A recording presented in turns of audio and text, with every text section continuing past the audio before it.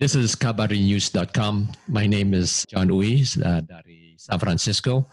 Hari ini kami ada Jason Lee. Jason Lee adalah satu pengacara dari Los Angeles. Selamat datang, Jason. Terima kasih.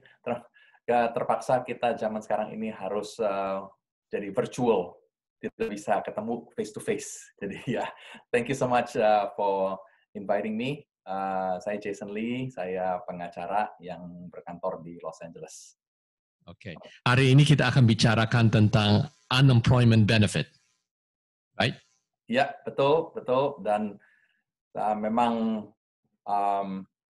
akibat COVID-19 ini banyak malah seluruh dunia yang banyak terpengaruh oleh penyakit ini ya. Jadi ya saya mau memberikan kontribusi dalam arti kata memberikan informasi kepada teman-teman kita WNI yang di Amerika, terutama di California, terutama juga di Los Angeles. Kalau yang para pendengar ada di Los Angeles ini, supaya mungkin ya sedikitnya mungkin bisa meringankan beban kita ya, karena pengaruhnya besar sekali dalam arti kata kesehatan kita, dalam ekonomi kita, semuanya, all our life gitulah. Jadi kalau bisa saya memberikan informasi dan mungkin bisa meringankan beban, ya at least maybe I've done my job untuk membantu gitu ya. Thank you. Ya. Jadi ya begitulah, kita semuanya terpengaruh secara negatif ya.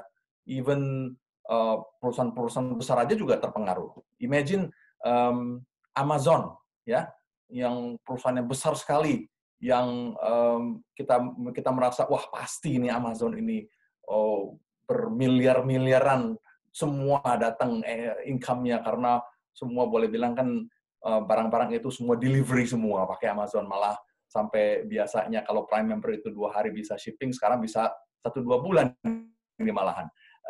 Dia sendiri pun kerugian uang, believe it or not. Karena sekarang mereka harus mengeluarkan banyak expenses untuk menghadapi pembersihan lah, untuk memberikan safety equipment lah, segala macam. Ini zaman sekarang juga oil company juga terpengaruh besar-besaran. So, not only you and me, tapi perusahaan-perusahaan yang berjuta-jutaan, miliar-miliaran juga semua terpengaruh. So, enough with that. Sekarang antara kita ya, kita secara pribadi gitu, bagaimana dengan kita punya efeknya terhadap ini. Dan dalam presentasi saya ini, saya ingin juga nanti akan, kalau Pak John izinkan, saya mau nanti screen share beberapa dokumen yang mungkin saya bisa share juga, jadi bisa saya tunjukin gitu ya, jadi lebih jelas gitu maksudnya. Nah, ini di Amerika di sini, terutama di California, bagian pemerintah ini boleh bilang mengeluarkan banyak program-program yang bersifat untuk membantu kita yang tinggal di Amerika sini. Untuk kepada warga negara, kepada yang punya green card, juga yang tidak mempunyai status di Amerika di sini. So, jadi ada beberapa program yang bisa membantu kita ya, kepada semua orang gitulah. Jadi pertama yang ingin saya memberikan informasi yaitu mengenai unemployment insurance. Ya, unemployment insurance itu boleh dibilang ada 2 bagian ya, ada 2 dari sumbernya istilahnya. Satu dari state, satu lagi dari federal.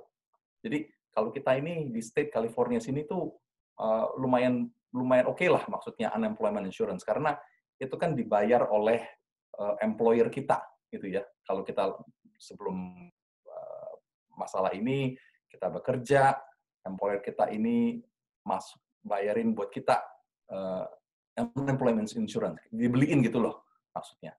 Jadi kita yang sekarang sudah tidak bekerja lagi, atau dia punya jam kerjanya itu dikurangin segala macam, kita berhak untuk apply for unemployment. Tapi masalahnya untuk unemployment insurance ini hanya untuk orang yang sudah warga negara Amerika, yang sudah punya green card, atau yang sudah punya work permit gitu loh. Yang maksudnya yang punya status di Amerika di sini gitulah. Nah, tapi nah untuk orang-orang yang sudah berstatus di sini itu kalau bisa di-apply secepat mungkin gitu. Dan yang lebih cepatnya lagi kalau kita bisa apply online ya. Saya mau tunjukin kalau bisa saya screen share ya application form-nya untuk unemployment insurance. Jadi supaya ada idea saja gitulah. Apa itu seperti kayak apa gitu ya. Maaf Pak John, saya screen share ya. Ya, silakan. Saya hanya screen share di sini application untuk unemployment insurance-nya. Ini berupa paper form ya. Jadi ini untuk kalau yang tidak bisa apply online, ya kalau mau apply pakai kertas gitu semacam ini perlu di print out, perlu diisi. Tapi tujuan saya ini hanya menunjukkan bahwa ini paper form-nya ini ada 12 halaman di sini sih ya. Jadi banyak informasi yang diperlukan. Apakah yang dia mau tahu itu informasi-informasi mengenai pekerjaan Anda 18 bulan sebelumnya, 18 sebelum dari hari ini gitu maksudnya. Jadi perlu diisi ya dengan nomor Social Security, nama lengkapnya, alamat, tanggal lahir, um, driver's license. Nah itu yang saya tulis dan saya highlight ini nomor 19 ini, please provide to employment and wages for the past 18 months. Jadi ini satu persatu harus diisi tuh ya, employer name and mailing address di sini, dan selanjutnya itu semua harus diisi di sini. Um, what is the last date you actually work for your very last employer di sini. Nah ini jadi ya begitulah. Nah di sini tulisnya lagi nomor 41, are you a US citizen or national? Kalau tidak, ya itu ada permanent resident card-nya, dia perlu informasinya di sini, harus diisi ya nomornya ya. Kalau H1 juga qualify ya, H1. Semestinya sih bisa sih ya. Nah ini kalau dia ada asylee, ini juga bisa ditulis juga di sini. Nah di sini nomor yang informasi ini, are you unemployed as a direct result of a disaster? Nah ini mengenai COVID-19 ini harus diisi di sini. Nah itulah begitu. Jadi dia punya application form-nya semacam kayak begitu. Lumayan banyak sih yang perlu diisi. Jadi saya harap Anda bisa mungkin kalau tidak ngerti bahasa Inggrisnya kurang bagus atau gimana, mungkin minta bantuan dari teman yang mungkin bisa bantu ngisi ya. Seperti saya bilang, kalau bisa apply online itu lebih cepat prosesnya gitu ya. Ini untuk orang yang kalau bekerja dan setiap tahun itu dapat form W2 dari employer-nya. Jadi tidak applicable untuk orang yang sebagai independent contractor yang mendapatkan form 1099 dari tempat kerja ini. Jadi hanya untuk orang yang sebagai employee gitu ya. Dan juga ini bisa untuk orang yang kalau sama sekali tidak bekerja lagi 100%, maksudnya itu sudah terminated ya, atau yang partial unemployed ya, kalau yang sudah di lay off atau dikasih leave of absence atau dikasih gajinya lebih rendah atau dia punya working hours-nya dikurangin gitu. Jadi untuk orang yang terpengaruh semacam kayak begitu, silakan apply. Gitu ya. Ini juga oke kalau contohnya kalau sekarang kan di sekolah anak-anak tidak masuk ke sekolah lagi gitu ya. Jadi karena anak ini tidak sekolah, anak Anda ini tidak sekolah, jadi terpaksa Anda harus jaga anak di rumah sendirian karena di mana juga daycare juga pada tutup semua ya. Jadi terpaksa Anda harus jaga anak, terpaksa Anda tidak bisa bekerja. Nah, karena begitu akibat begitu, Anda juga bisa apply untuk unemployment ini. Jadi silakan apply ya. Minimum benefit-nya yang kita bisa dapat dari State of California ya dalam bentuk unemployment insurance ini antara $40 sampai $450 per minggu ya. Jadi yang paling kecil $40, maksimum $450 per minggu ya. Dan untuk klaim yang antara Maret 29 sampai Juli tanggal 25 itu bisa dapat dari federal government. 600 lagi per minggu. Jadi, potentially untuk orang yang bisa qualified nih, bisa dapat $450 dari State of California, $600 dari federal, jadi 1.050 per minggu loh. Kali 4, itu 4.000 lebih gitu, satu bulan. So, it's not bad.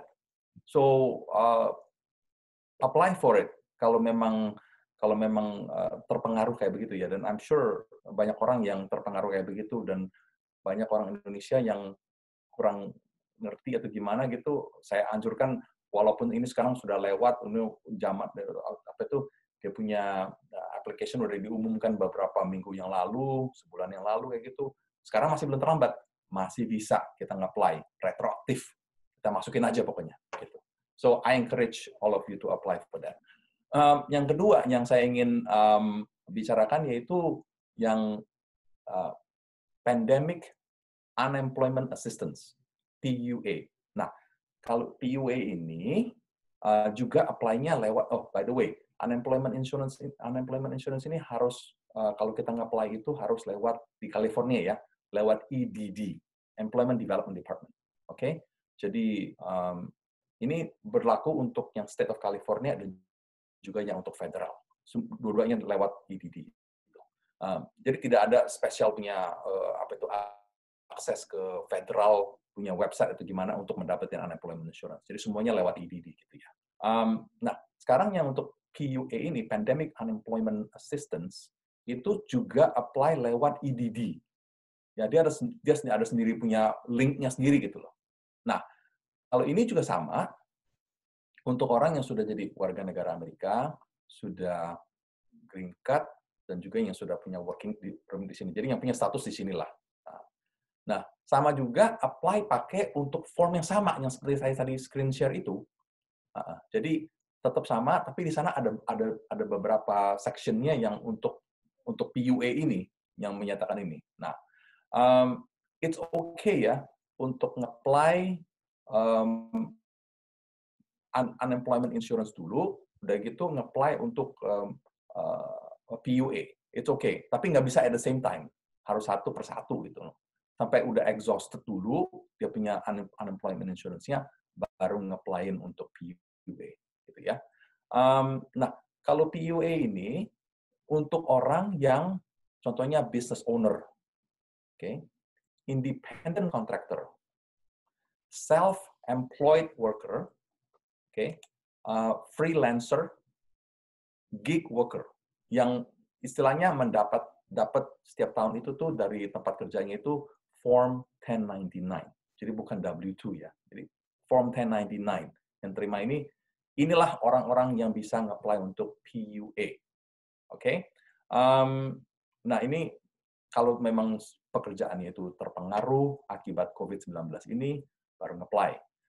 Atau kalau Anda mengalami sakit karena COVID-19 gitu ya, kena infected dengan COVID-19, juga nge-apply PUA ini.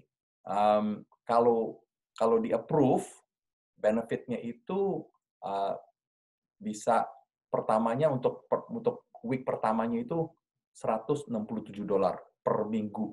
Ya, itu mulai dari Februari tanggal 2. 167 per minggu.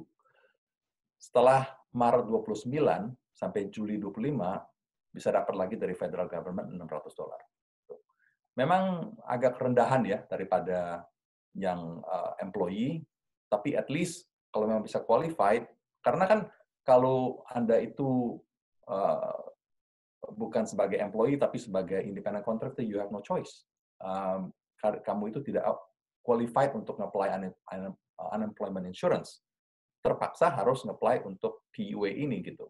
Jadi, it's something, not as much as unemployment insurance, tapi it's something for you. Dan bisa dapat juga dari federal government $600 per minggunya ini.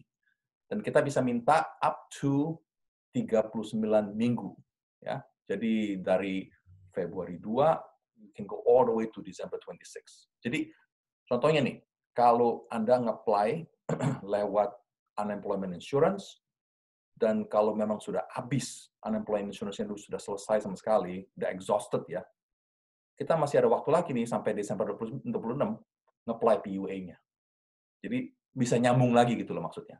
Ini kalau untuk orang yang contohnya ada combination untuk antara sebagian terima salary, tapi ada juga sebagian yang dapat 1099 gitu. Kan ada orang juga kayak begitu situasinya. So, jadi maksudnya bisa qualify untuk unemployment insurance dan juga untuk PUA gitu ya.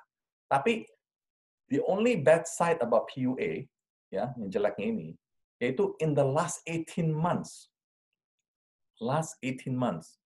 Anda itu tidak boleh pernah dapat salary sebagai employee. Oke? Jadi contohnya nih, saya kasih contoh.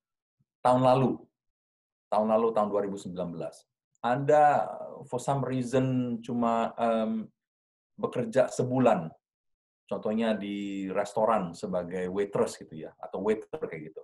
Dan Anda dapat gaji, salary, dipotong tax-nya gitu ya.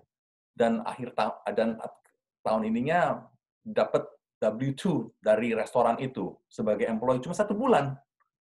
Tapi karena the last 18 months Anda pernah dapat salary, Anda tidak qualify untuk PUA, terpaksa Anda dikeluarkan lagi untuk nge-apply unemployment insurance. Nah, dalam situasi kayak begitu, unfortunately karena Anda hanya bekerja cuma sebulan saja, your benefit is very very low. Mungkin $40 per minggu. That's the problem. Tapi terpaksa harus nge-apply pakai itu dulu, selesain dulu, beresin, dapatnya kecil. Nanti kalau udah exhausted, baru nge-apply PUA-nya gitu maksudnya. Jadi nggak bisa langsung PUA gitu. Harus di-exhausted dulu unemployment insurance-nya. So that's the only drawback with the PUA. So in the last 18 months, tidak boleh ada sebagian dari 18 bulan ini sebagai employee dapat salary. Everything last 18 months has to be 1099. Baru bisa langsung qualified untuk PUA-nya gitu sih. So that's the second thing that's available to some people ya. Dan ketiga yang saya ingin bicarakan yaitu disability insurance atau paid family leave. Oke. Biasanya Anda sebagai, kalau ini kita bicara mengenai Anda sebagai employee ya, karena hanya employee saja yang bisa dapat disability insurance atau paid family leave. Kalau Anda dapat gaji, biasanya tuh setiap dapat gaji itu Anda punya paycheck itu dipotong untuk bayar disability insurance. Nah, ditambah lagi ya gitulah maksudnya employee ini bayar sendiri gitu loh untuk dapetin asuransi ini. Jadi apply untuk SDI ini, State Disability Insurance ini, kalau Anda tidak bisa perform your normal work duties because you're sick atau di quarantine gitu.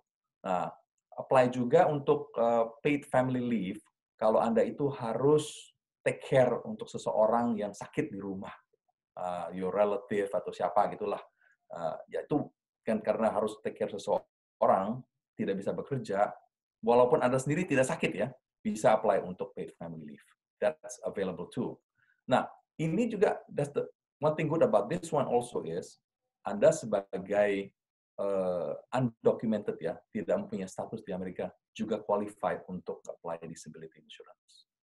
Karena memang ini istilahnya Anda sudah bayar ke asuransi ini karena paycheck-nya selalu dipotong, jadi Anda juga eligible untuk apply state disability insurance. And for there's another supplemental yang ini tapi khusus untuk City of LA ya. I want to show you there's another screen share. I want to show this. You see it? Okay. Yeah, okay. I can. Okay. So this is ini supplemental paid sick leave ya. Tapi ini dari City of Los Angeles. Jadi yakin ada city-city lain di California atau di city di manapun juga di Amerika ini yang juga bisa memberikan supplemental, jadi extra paid sick leave akibat COVID-19 ini. Jadi saya hanya tunjukin ini because it's available for untuk orang yang di Los Angeles, di City of Los Angeles ya.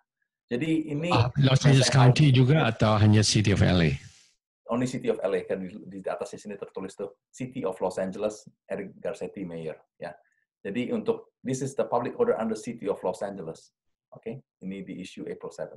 So jadi saya mau tunjukin ini highlightnya ini, an employee who has been employed with the same employer from February 3rd through March 4th is entitled to supplemental sick leave if an employee is unable to work as follows, bla bla bla, gitu ya.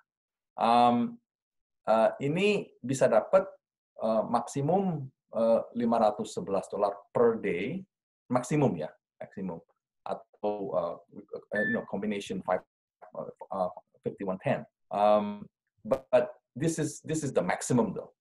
So it just depends on the salary ya, berapa dapatnya itu. Ini harus minta request ya dari employee-nya kepada employer-nya gitu ya.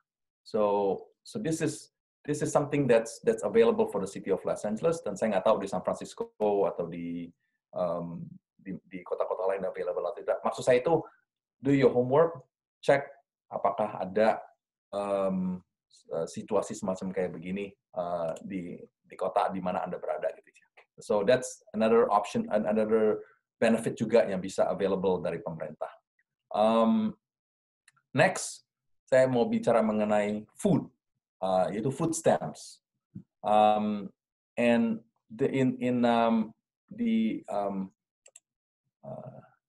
at least di Amerika sini, kalau itu ada SNAP, SNAP.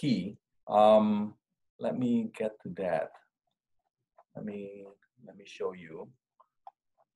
It's a food stamp, tapi kalau di Amerika sini kan seluruh federal itu SNAP program ya. Tapi untuk ke California, SNAP program bukan namanya SNAP, namanya CalFresh. CalFresh. So jadi let me show you. Let me just do another screenshot, but I know at this point. Let me show you. Can you see it? Yes, yeah. I can. Okay, CalFresh Guide for Immigrants. Ya. So ini ada sedikit Q&A ya dari CalFresh-nya punya website. Rata-rata ini available for a lot of immigrants ya. So if you see the one that I highlighted, yang punya citizenship, yang punya green card, yang refugee status, U visa, T visa, VAWA, but it's not available to some people though. Okay, DACA is unfortunately not available for you if you're DACA status. If you're student or work or tourist visa, not available, or TPS. Unfortunately, not undocumented either. Nah, ini there is let me show you.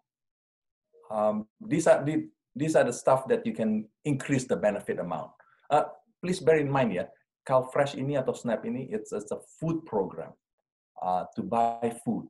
Jadi dia akan kasih satu macam kayak debit card ya, yang gunanya itu bisa pergi ke grocery store untuk beli makanan, untuk makan sih ya. So it's not a cash benefit. It's a food program. Kan banyak ya, mungkin banyak orang yang sekarang kehilangan pekerjaan, masih banyak expenses, dan susah untuk dapat makanan. Saya melihat di TV itu banyak orang yang line up panjang sekali ya, untuk line up untuk dapat food di mobilnya gitu ya. So, but kalau memang Anda ini qualified untuk dapat CalFresh, why not? Anda bisa dapat uangnya dan pergi ke grocery store dan beli sendiri gitu ya, daripada harus line up begitu untuk dapetin makanan semacam itu. So this is one good way, one benefit that you can get out of it, kalau memang Anda qualified sih ya. So these are the things that you can increase your benefit amount. Nah, ini the good thing about this CalFresh yaitu mereka tidak akan share information ini dengan imigrasi. So Ini contohnya kalau Anda ini tidak punya status di sini, tapi anak Anda itu lahir di Amerika, jadi US citizen. So why not use that for the application purposes? Because it's for the whole family anyway. So and the public charge, karena sekarang di Amerika sini kan ada peraturan Amerika di imigrasi itu ada public charge ya. Jadi maksudnya itu kalau public charge itu Anda bisa jadi masalah gitu sih ya untuk apply untuk dapat green card-nya lain kalinya gitu sih. But the thing about this CalFresh is these are the people that are exempt from public charge. The one that I'm showing you right now over here. So if you're in one of these categories, no problem with public charge. It also doesn't affect your ability to get a citizenship next time. So if kalau sekarang Anda ini sebagai green card holder, kalau mau nge-apply untuk citizenship, silakan nge-apply untuk food stamp. Yeah. So anyway, let's talk about CalFresh, which is the food stamp. Next, saya mau kasih beberapa informasi untuk orang yang tidak punya status di Amerika ya. Alright, this is disaster relief assistance for immigrants. This is spesial untuk imigran yang tidak punya status di Amerika. Ini khususnya untuk di California ya. Khusus ini untuk orang di California sini. So direct assistance. So bisa dapat $500 per orang ya, atau household-nya itu maksimum $1,000. One time only.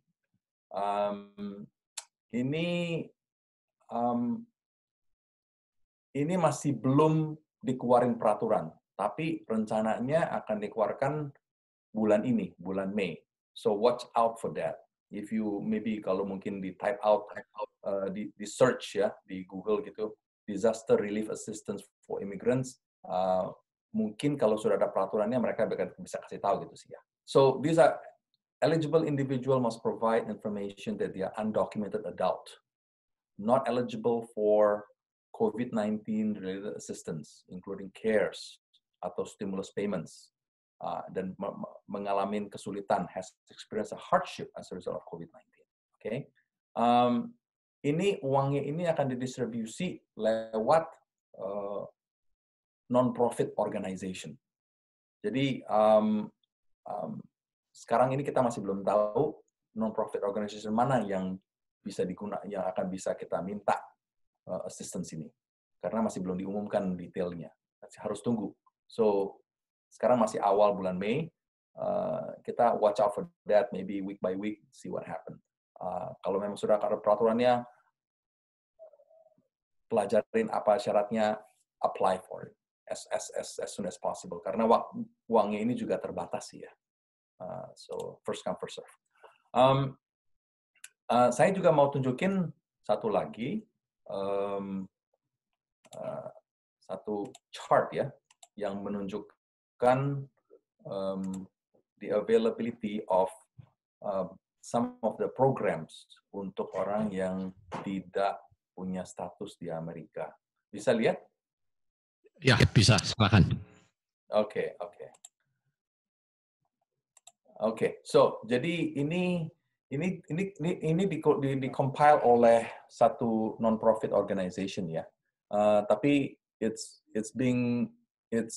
a pretty good chart ya. Ini untuk di California. So if you see here, a lot of these funds are not available anymore. Like for example here it says funds exhausted karena udah itu. Nah ini eligibility-nya. If you are undocumented yourself and have family members who are undocumented, nah ini how to apply dikasih tahu ini applying application-nya di sini. Okay. Nah ini unfortunately funds not available. And dia juga kasih tahu this is a national program, so it's available for the whole country. Same thing with this one, national program. Tapi ini untuk cash assistance for restaurant workers, car service drivers, delivery workers. Unfortunately, juga sudah habis. Nah, ini next, let me see. See, here's one for Oakland, California. Immigrant Oakland workers who have lost their job or income as a result of this. And this is, yes, the application is available March 28th. So it's still available. So you can click on this and see if you can apply for that. There's one for San Francisco. People impacted, unfortunately, there's a wait list for it, for the funds. There's also a wait list here. There's one for Berkeley, California, up to 15,000. You have to call them up and wait for them to call you back. This is for Berkeley residents to prevent eviction or pay for housing-related expenses. This is for San Mateo. There's an eligibility requirement. We're not sure yet whether it's still available or not. This one, funds exhausted. And this is for Sacramento, California. It's for Ventura. So anyway, the list goes on and on and on. It's multiple pages. So these are funds that's available to a nonprofit organization yang designed for immigrants, termasuk undocumented immigrants.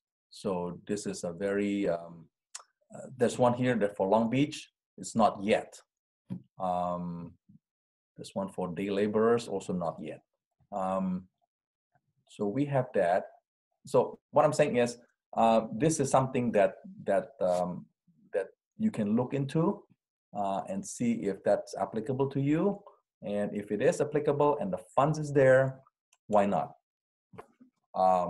Apply for it. Because you may be able to get some help because of that. So that's the two things that I want to share with you on the two things. Yaitu satu yang disaster relief assistance for immigrants yang programnya akan mulai bulan ini. Satu lagi yang chart itu yang bisa Anda ngecek apakah funds-nya masih available atau tidak. Itu yang khusus untuk yang undocumented immigrants di sini. Next, I want to talk about evictions. In California, sekarang ini there's no eviction is supposed to take place selama 60 hari. 60 hari dari maksudnya sekarang no eviction. Nanti kalau lockdown-nya itu, emergency lockdown-nya itu sudah di-lifted, dikasih waktu lagi 60 hari lagi, 2 bulan lagi. No eviction. Okay, so that's available. So jadi maksud saya itu begini ya, banyak landlord di sini yang mungkin tidak tahu mengenai peraturan ini, tapi juga mungkin mereka merasa maybe they can get away with it, and so they're gonna pressure the tenants untuk bayar uang sewanya gitu. Tapi kalau kita tahu bahwa kita ini mempunyai peraturan semacam kayak begini yang bisa untuk sementara ini tidak bayar uang sewa, why not use it to delay it as much as you can? Karena mungkin kita sudah tidak ada pekerjaan lagi, memang dapat kesulitan dalam keuangan. So kalau bisa, maksud saya itu kalau bisa tunda dulu pembayaran uang sewanya dan mungkin konsentrasi untuk beli makanan atau bagaimana gitu, survive gitulah maksudnya. I think that would be the better way. But please know ya, untuk yang eviction semacam kayak begini, bukan berarti Anda tidak perlu bayar uang sewa sama sekali. Tetap harus bayar maksudnya, tapi ditunda aja gitu. Tunda sampai pada satu waktu, mungkin bisa work it out dengan landlord-nya, pembayaran itu bagaimana, mungkin diperpanjang, mungkin yang berapa yang utangnya itu. Contohnya kalau masih ngutang 3 bulan punya rent tidak bisa bayar, mungkin 3 bulan rentnya itu dicicilin gitulah maksudnya selama 1 tahun atau bagaimana gitu. Tapi at least dalam waktu sekarang ini Anda tidak bekerja, at least masih bisa bernapas gitu, masih bisa survive gitu ya. Sampai waktunya kalau sudah emergency order ini sudah di-lifted, mungkin Anda bisa mulai bekerja lagi dan bisa dapat penghasilan, baru bisa bayar uang sewa seperti regularnya lagi gitu sih ya. So, ini juga termasuk untuk orang yang contohnya sewa kamar atau subleasing dari orang lain yang tinggal di sana. So, jangan sampai Anda ini juga merasa di pressure gitu sama Anda ini sublease dari seseorang itu harus bayar uang sewanya gitu. Padahal termasuk dia juga tidak perlu bisa ditunda gitu loh selama beberapa bulan gitu lah. So that's on eviction, asal Anda tahu aja gitu ya. The other thing tuh yang saya ingin beritahu gitu ya, ada beberapa juga program-program lain juga yang dengan private company gitu ya, yang bisa kita minta bantuan juga. Contohnya mortgage, your mortgage. Kalau Anda punya mortgage itu di backup oleh by the federal government, itu bank itu tidak bisa foreclose on your property for about 60 days after March 18. And then you can ask for a deferment. You can ask for deferment for 6 months. Udah gitu bisa di-extend lagi 6 months lagi. So in total you can ask for deferment for 1 whole year. But this is only for mortgage yang di backup oleh federal government. Unfortunately not the same kalau there's no backing up from the federal government. Contohnya Anda ini cuma hanya it's a private mortgage, stuff like that. Tapi believe it or not, banyak mortgage company, banyak bank yang banyak yang bersimpatik gitu ya, mengerti situasinya gitu lah. Dan masalahnya banyak bank-bank ini tidak mengumumkan gitu bahwa ada flexibility semacam kayak begitu. So you have to ask for it. You have to ask. Lewat online banking atau teleponin kepada banknya, minta supaya mortgage-nya itu di-defer for 60 days, 90 days, or something like that. Supaya ya at least give you some breathing room gitu ya, while you take care of your family gitu, and take care of yourself gitu ya. Same thing with credit card. Ask for deferment. Whatever bank that your credit card, ask for deferment. Car payments, ask. Utility bills, gas company, electrical company, you have to ask. Believe it or not, even grocery reward points. I have to mention that because it happens to me personally. Sometimes you go shopping at the grocery stores and you accumulate all these rewards points yang bisa dipakai untuk beli ke gas station kayak gitu ya, get discount or something like that. And zaman sekarang ini siapa yang driving? Very little driving, so you don't use the points, and you have all these points, hundreds and thousands of points, and you're not using it, udah expired. You have to ask for it, minta diperpanjang supaya bisa digunakan lagi sebulan lagi atau gimana gitu. But my point is to all this is you have to ask for it. Anything you can think of. Kalau setiap bulan itu harus bayar apa, kayak cicilan ini atau apa segala macam. Think about it and call. Ask to postpone the payment.